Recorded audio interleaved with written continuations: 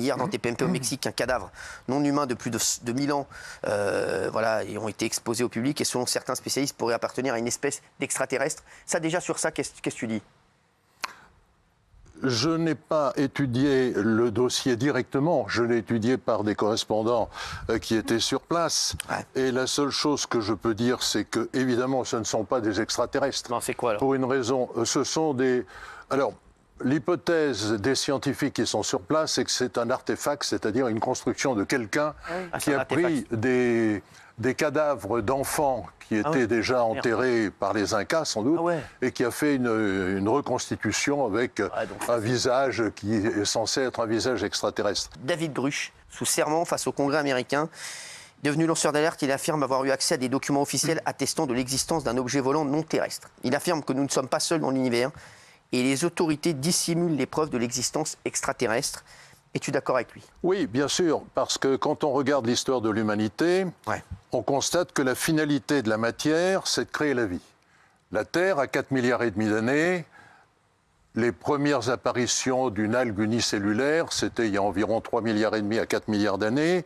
Et les premières vies qui sont sorties de la mer pour arriver sur la Terre, c'est à peu près 400 millions d'années.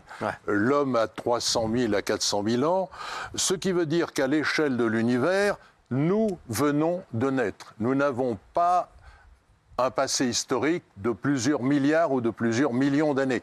Donc notre intelligence est extrêmement réduite par rapport à celle d'une civilisation extraterrestre qui aurait ne serait-ce que 100 000 ans d'avance.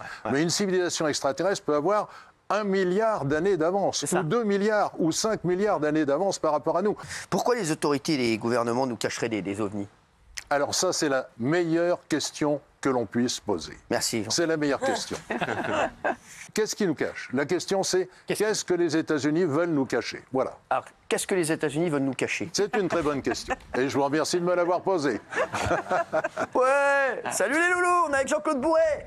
Alors, je ne sais pas, je ne suis pas dans le secret de la CIA qui doit savoir, mais je pense que s'ils font autant de buzz, comme l'on dit, sur les objets volants non identifiés, avec des réponses aussi insignifiantes, c'est-à-dire qu'ils disent à la NASA, voilà, il y a 14 scientifiques qui vont s'occuper des objets volants non identifiés, comme en France avec le GEPAN. Le GEPAN, ça fait, je ne sais plus, 40 ans qu'il existe, il n'a jamais rien trouvé. Donc, je pense qu'ils essayent de cacher quelque chose. Alors, est-ce que ce qu'ils essayent de cacher, c'est tellement énorme c'est ça.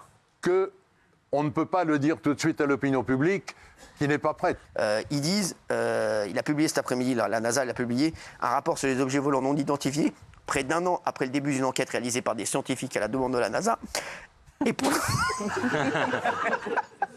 la NASA a tenu une conférence de presse, et il y a Bill Nelson Montfort, qui a notamment révélé les résultats de la NASA concernant les ovnis.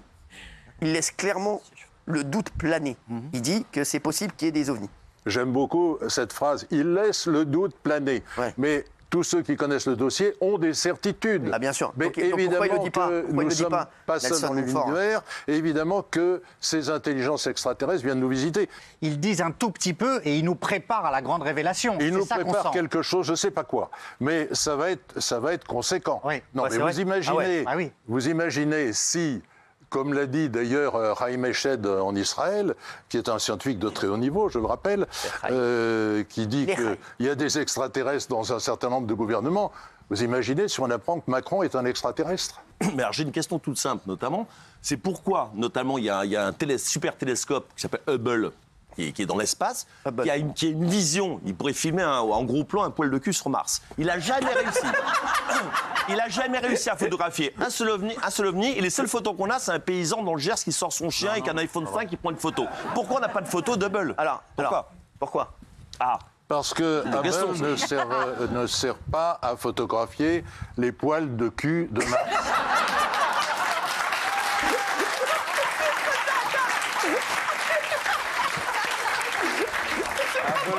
est un télescope qui tourne autour de la Terre. J'aurais préféré que vous me parliez de Webb, qui est à 150 millions de kilomètres de la Terre, et qui fait des photos de poils de cul du Soleil. D'accord. Est-ce qu'on a déjà pris une photo d'un ovni sur le nombre de photos des centaines de milliers ? Bien sûr. Ah, on en a.